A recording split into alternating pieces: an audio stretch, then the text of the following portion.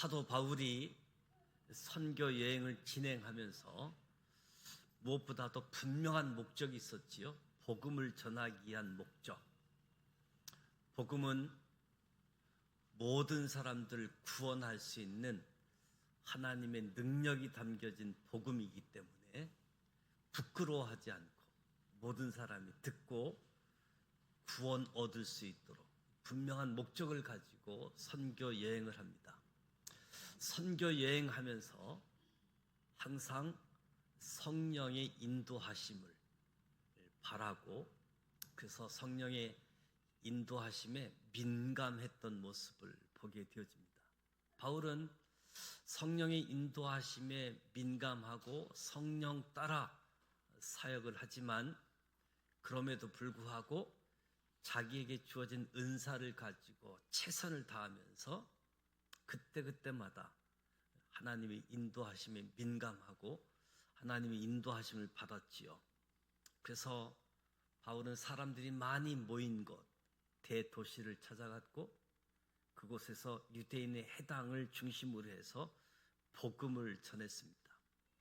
상황에 따라 복음이 잘 전달되게 하기 위해 아주 효과적으로 헬라인으로 또는 유대인으로 스스로 종이 된 모습을 가지고 어떻게 하면 복음이 잘 전달되어질까? 무엇보다도 바울은 혼자 사역하지 아니하고 동역했다 하는 사실들을 우리가 발견하게 되어집니다. 오늘 13장 6절을 통해서 사도 바울과 바나바가 다닌 선교 여행을 우리가 함께 추적하려고 하는데요. 두 사람이 제일 먼저 방문한 곳은 그보라라고 하는 지역인데 오늘날로 키프로스 섬이라고 알려진 거지요. 지도를 잠깐 보여주시면 지중해 수많은 섬이 있는데 이 그브로 섬은 세 번째로 지중해 많은 섬들 중에 큰 섬입니다. 우리나라 제주도 섬에 비교해 보면 제주도의 한 5배 정도 크기의 섬이라고 할 수 있습니다. 그브로 당시 무엇으로 유명했느냐 하면 여러분이 그리스 로마 신화를 알면 미의 여신이라고 하는 비너스 신, 그리스에서는 비너스 신이라고 이야기하고 로마로 넘어가게 되어지면 아프로디테라고 이야기하죠. 비너스, 아프로디테 같은 신을 이야기합니다. 이 여신이 그브로 섬에서 탄생했다라는 신화가 있어서 이 그브로 섬에는 비너스 신전으로 가득했다. 바울이 안디옥 교회에서 파송되어져서 그브로 섬에 와서 바보 그리고 버가 피시디아 안디옥 교회로 이제 선교 여행을 가게 되어지는데 바나바와 바울이 왜 그브로에 제일 먼저 갔을까? 왜 첫 번째 선택지가 그브로였을까? 직접적인 이유를 설명하고 있지만 성경을 통해 충분히 유추할 수 있는 부분인데 앞부분 사도행전 4장에 보면 그브로에서 난 레이족 사람이 있으니 바나바, 그가 밭이 있음에 팔아 그 값을 가지고 사도들의 발 앞에 두니라. 이 바나바의 고향이 그브로였습니다. 바나바의 조카 마가 요한도 그브로를 잘 알고 있었을 겁니다. 그러니까 이들이 생면부지의 땅이 아니라 자기 고향 땅으로 갔다고 할 수 있겠죠. 화면 바꿔주세요. 아마도 바나바가 가진 꿈 중에 하나가 언젠가는 고향으로 돌아가 고향 사람들에게 복음을 전하는 것이 아니었을까? 그 꿈이 오늘 이루어진 거지요. 고향 땅에 찾아가서 복음을 전하는 거지요. 이런 배경을 두고 성경을 읽으면 은혜가 되어집니다. 6절에 온 섬 가운데로 지나서 정말로 바나바 바울이 온 섬, 이 구브로 섬 구석구석을 다 다닙니다. 섬 출신이잖아요. 얼마나 감회가 새로웠을까. 성경에 바나바가 큰 밭이 있었는데 그 밭을 팔아서 하나님 앞에 드렸다라고 말씀합니다. 그 밭 역시 본인이 나고 자랐던 구브로에 있었을 거잖아요. 지나가다가 한때 자기 소유였는데 팔아서 하나님께 드렸던 그 땅도 보았을 수 있었겠지요. 우리 땅이었는데 내가 팔아서 하나님께 드렸다고. 요즘 100세 시대라고도 이야기하면서 또 한편으로는 120세 시대라고 이야기합니다. 그래서 노후 준비를 많이 하는 거지요. 많은 사람들이 가지고 있는 노후 계획 중에 하나가 평안한 여생, 안락한 노후, 세계 여행을 다니면서 살고 싶다. 이런 계획들을 세우잖아요.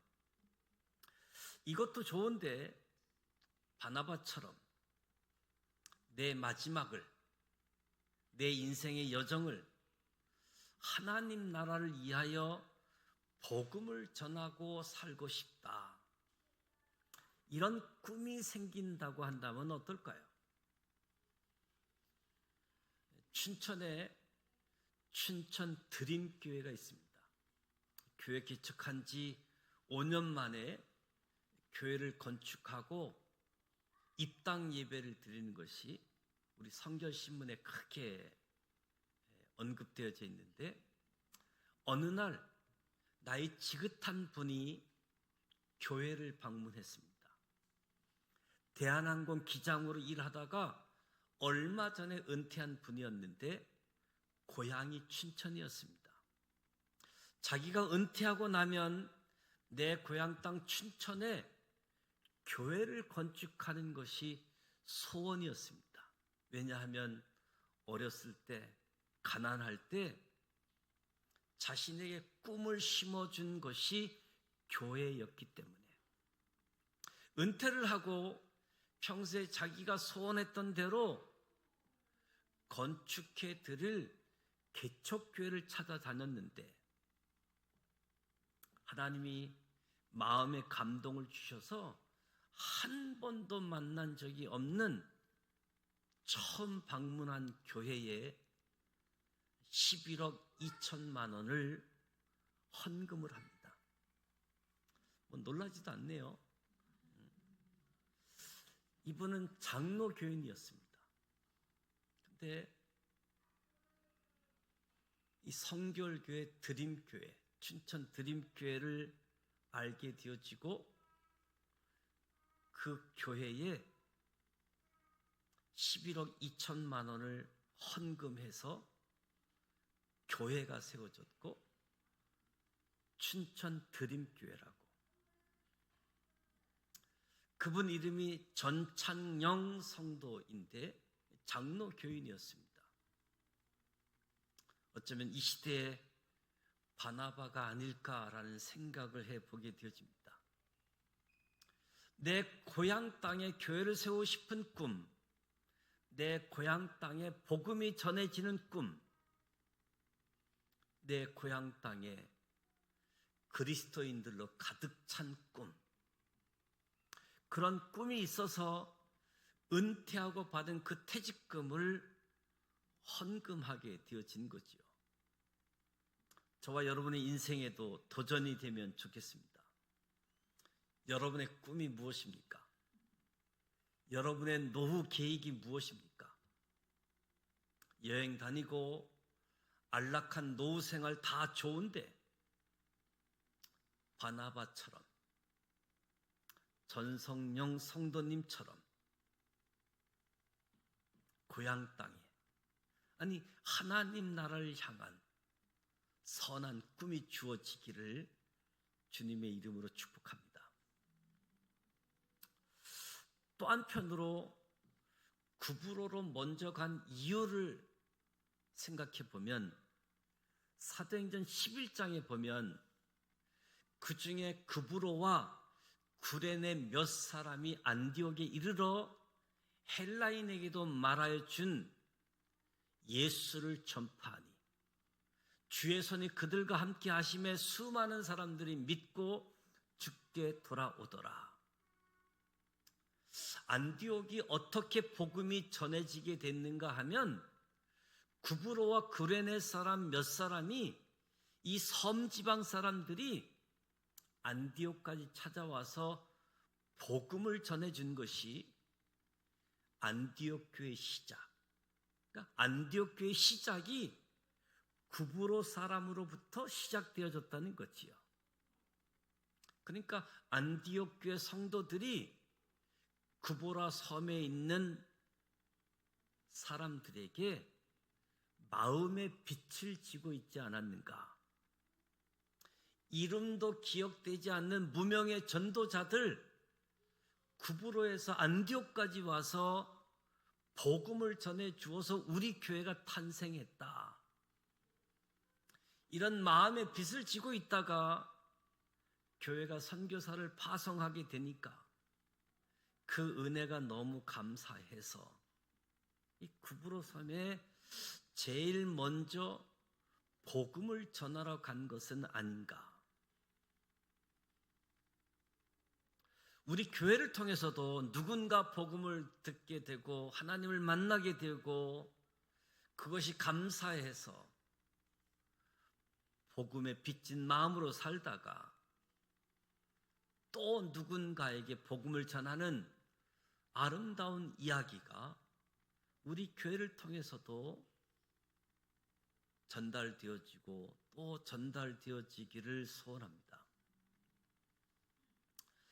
바나바와 바울 일행이 섬 곳곳을 다니다가 파포스에 도착했는데 성경은 바보라고 돼 있지요. 참 바보같이 번역한 것처럼 오늘날 지명은 파포스라고 하는데 그 섬의 행정 중심지에 가서 총독을 만나게 되어지는데 흥미롭게도 총독의 이름이 바울입니다. 사도 바울이 서기오 바울이라고 하는 총독을 만났는데 사도 바울과 서기오 바울이 유사점이 많습니다. 일단 이름이 같잖아요. 자기하고 이름이 같은 사람을 만나면 참 그렇잖아요.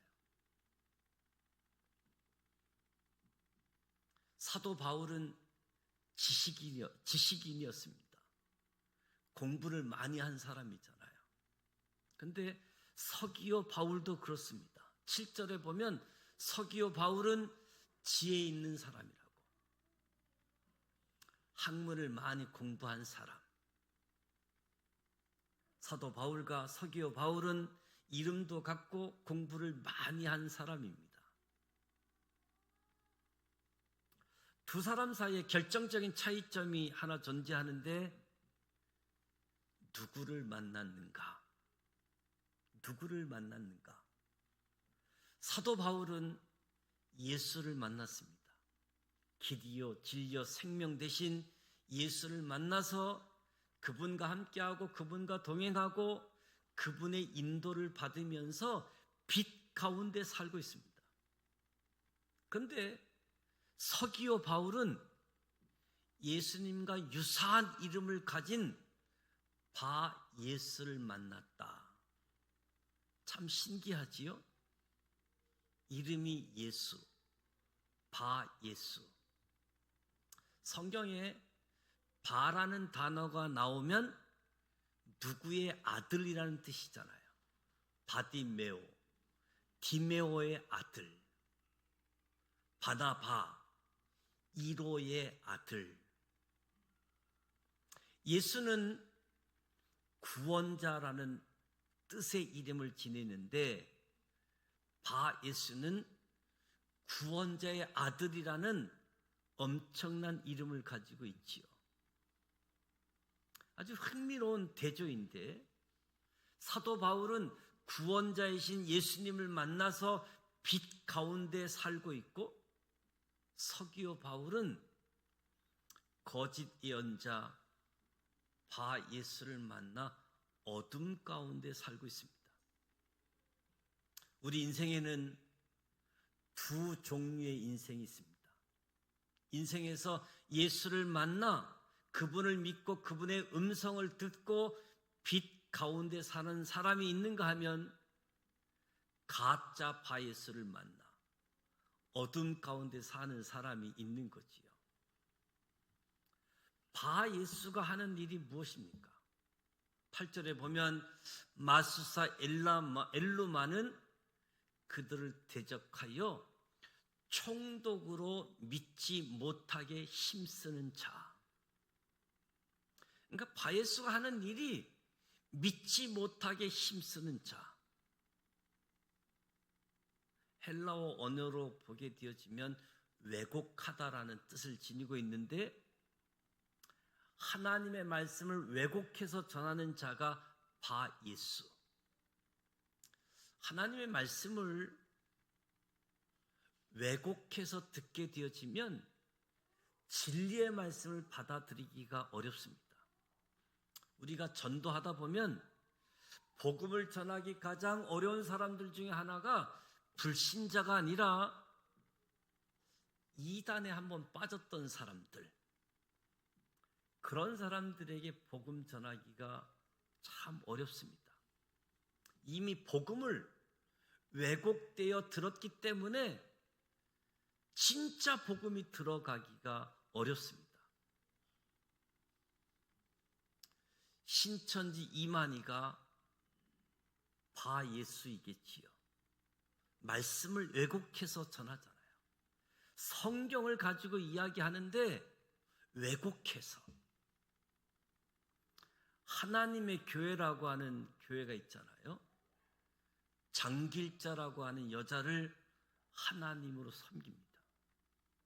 그 사람들도 우리와 똑같은 성경을 가지고 말씀을 전하는데 이 말씀을 왜곡해서 전하고 있지요. 많은 사람들 중에 성경을 가지고 이야기하는데 성경 말씀을 왜곡해서 전하는 사람들이 많습니다. 저와 여러분이 바 예수를 경계해야지 됩니다. 누가 바 예수인가? 저와 여러분으로 하여금 내 관심을 하나님이 아는 다른 데로 돌리려고 하는 자가 바로 바 예수라고 할 수 있겠지요. 내 주변에서 나의 관심을 자꾸 이 세상으로 돌리려고 하는 사람이 있습니다. 우리 하나님의 사람들은 어떻게 하든지 기회를 봐서 우리의 관심을 예배에, 말씀에, 진리에 관심을 갖게 해야지 되는데 오늘 우리가 살고 있는 시대에도 바 예수가 굉장히 많다. 바 예수를 경계해야지 됩니다. 왜 경계해야지 되느냐? 이 바 예수 배후에 사탄이 있는 거죠. 9절에 보면 바울이라고 하는 사울이 성령이 충만하여 그를 주목하고 이르되 모든 거짓과 악행이 가득한 자요 마귀의 자식이요 모든 의의 원수요 주의 바른 길을 굳게 하기를 그치지 아니하겠느냐. 성령 충만한 사도 바울이 바 예수를 주목하면서 바 예수의 실상을 폭로합니다. 마귀의 자식이라고. 그의 정체가 사탄의 배후에 있다고. 사람의 관심을 하나님께로부터 멀어지게 하는 사람. 고린도후서 4장에 보면 이 세상 신이 믿지 아니하는 자들의 마음을 혼미케 한다. 그래서 그리스도의 영광의 복음의 강체가 비치지 못하도록 사람의 마음을 혼미케 하고 말씀을 왜곡시켜 버리는 거지요. 저와 여러분 앞에 우리 주변에 바 예수가 누구인지 살펴보시기 바랍니다. 두 가지가 있는 거지요. 하나는 말씀을 왜곡하는 사람, 또 하나는 나로 하여금 말씀으로부터 멀어지게 관심을 다른 곳으로 돌리게 하는 자, 바 예수. 저와 여러분이 성령 충만하여 분별할 수 있는 은혜가 있기를 축복합니다. 사도 바울이 성령 충만한 결과는 다른 것이 아니라 바 예수의 정체를 분별해낸 거지요. 사도 베드로가 성령이 충만한 결과 아나니아와 삽비라가 거짓말하는 그 마음을 들여다보았던 거지요. 성령 충만의 중요한 증거 중에 하나가 분별력이 있다는 것, 볼 줄 안다는 겁니다. 저와 여러분이 성령 충만을 사모하시기 바랍니다. 목사나 전도사, 교역자만 성령 충만한 것이 아니라 우리 모두에게 성령 충만이 필요한 이유는 성령 충만하지 않으면 못 알아본다는 거지요. 사기를 당한 사람들의 공통적인 이야기가 그 사람이 그럴 줄 몰랐다고, 내가 그 사람이 그런 사람인 줄 못 알아봤다. 저와 여러분이 성령 충만하면 하나님께서 저와 여러분에게 분별해 주실 줄 믿습니다. 알아볼 수 있게 해줄 줄 믿습니다. 우리 청년들, 배우자를 찾는 사람들 어느 때보다도 성령 충만해야지 됩니다. 결혼 정년기에 있는 이들이 결혼하기 전에 기도하지 않고 성령 충만하지 않으면 그냥 겉모습만 보고 괜찮은 사람인 줄 알고 결혼하지요. 그리고 뭐라고 하느냐 하면 속았다. 속은 게 아니라 성령 충만하지 못해서 알아보지 못한 거지요. 우리 모두에게 성령 충만하여 분별할 수 있는, 알아볼 수 있는 은혜가 있기를 원합니다. 우리가 사는 시대는 온라인 시대이지요. 이 시대는 보는 시대입니다. 유튜브에 온갖 종류의 영상물들이 돌아다닙니다. 정말 성령 충만함을 간구해야지 되지요. 이 시대에 유통되어지는 음란물, 폭력물을 분별해내야지 됩니다. 성령 충만을 구해야지 됩니다. 무서운 음란의 영, 악한 영을 분별해내는 눈이 우리 자녀들에게도 있어야지 됩니다. 성령 충만해서 소망하기를 우리의 눈이 열려서 예배 드릴 때마다 영광의 주님을 보기를 원합니다. 예배는 순서에 맞춰서 의식을 치르는 행위가 아니라 예배는 보좌에 계신 어린 양을 우리가 보는 거지요. 예배는 거룩하신 하나님을 만나는 것입니다.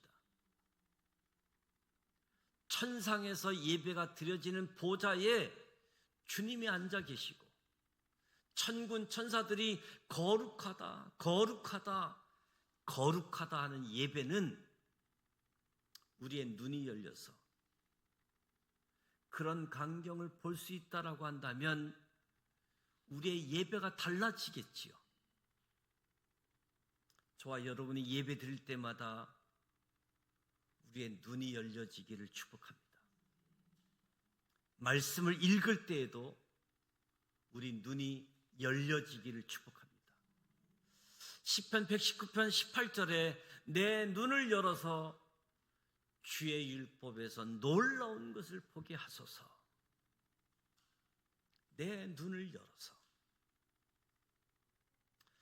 열왕기하 6장에 보면 엘리사가 사안을 위해 기도합니다. 적들이 성읍을 에워싼 것을 보자 사안이 엘리사에게 이야기하죠. 내 주여, 우리가 어찌하리이까? 엘리사가 사안을 위해 기도합니다. 두려워하지 말라. 우리와 함께한 자가 그들과 함께하는 자보다 많으니라. 기도하여 이르되 여호와여, 원하건대 그의 눈을 열어 보게 하소서. 오늘 우리의 삶의 자리에 두렵고 무서운 그런 상황을 맞이할 때 기도하시기 바랍니다. 우리의 눈을 열어주시기를. 우리와 함께한 자가 적들과 함께하는 자들보다 많으니라. 나와 함께 하시는 하나님을 믿음의 눈으로 보실 수 있기를 축복합니다.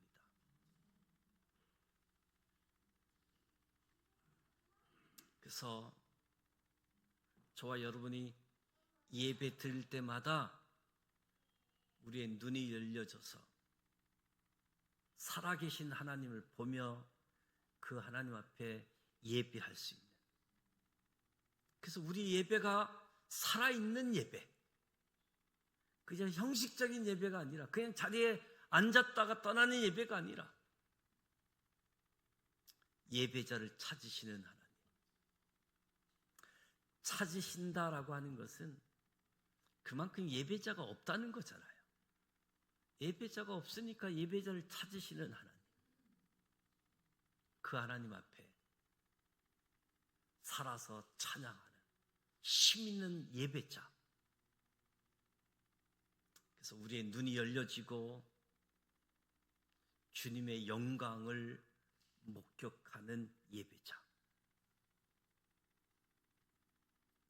사도 바울이 주 예수 그리스도의 하나님, 영광의 아버지께서 지혜와 계시의 영을 너희에게 주사 하나님을 알게 하시고 너희 마음의 눈을 밝히사 그의 부르심의 소망이 무엇이고 성도 안에서 그 기업의 영광의 풍성함이 무엇이고 그 힘의 이력으로 역사하심을 따라 믿는 우리에게 베푸시는 능력의 지극히 크시다라는 사실을 너희가 알게 하시길 구하노라. 오늘 주님께서 저와 여러분의 눈을 열어주시길 원합니다. 영광 가운데 계신 주님을 보기를 원합니다. 무엇보다도 살아계신 그 하나님 앞에 예배자로, 또 마귀의 정체를 가지고 말씀을 왜곡하고 하나님으로부터 멀어지게 하는 마귀의 역사를 분별해내고 알아차리고 마귀의 정체를 드러낼 수 있는 저와 여러분이 되시기를 축복합니다. 그래서 하나님이 주신 은혜 때문에 복음을 전하는 분명한 목적을 가지면서도 성령의 인도하심을 따라가고자 성령 인도하심에 초점을 맞추면서도 하나님이 나에게 주신 은사, 뭐 성령 역사를 기다린다고 아무것도 안 하는 것이 아니라 하나님이 내게 준 은사를 가지고 이렇게 계획도 세우고 저렇게 계획도 세워가면서 그때그때마다 성령의 인도하심을 민감하게 느끼는 가운데 성령의 인도하심을 따라 마귀의 역사도 분별하고 마귀의 정체를 드러내고 빛된 길을 저와 여러분이 걸어가면서 또 많은 사람들이 빛의 길을 걸어갈 수 있도록 바 예수를 만나 어둠의 길에 걸어가지 아니하고 저와 여러분을 통해서 진짜 예수를 만나 빛 가운데 걸어갈 수 있는 은혜가 주어질 수 있는, 그래서 더 저와 여러분을 통해서 복음이 능력 있게 나타나기를 주님의 이름으로 축복합니다.